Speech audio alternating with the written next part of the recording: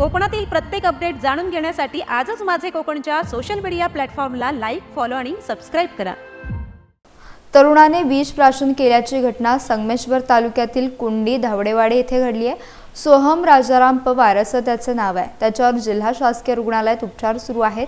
प्रेयसी बोलत नसल्याच्या नैराश्यातून त्याने हे कृत्य केले असल्याची माहिती पोलिसांनी दिली आहे। सोहमची प्रेयसी गेले 4 ते 5 दिवस त्याच्याशी बोलत नव्हती। या नैराश्यातून त्याने बुधवारी विष प्राशन केलं। सोहमला अस्वस्थ वाटू लागल्यानं देवरुख ग्रामीण रुग्णालयात उपचारासाठी दाखल करण्यात आलं। प्रकृती गंभीर असल्याने त्याला अधिक उपचारासाठी जिल्हा शासकीय रुग्णालयात हलवण्यात आले। त्याच्यावर उपचार सुरू आहेत। या घटनेची नोंद देवरुख पोलीस स्थानकात करण्यात आली असून याबाबत अधिक तपास देवरुख पोलीस स्थानकाचे निरीक्षक उदय झावरे यांच्या मार्गदर्शनाखाली सुरू आहे।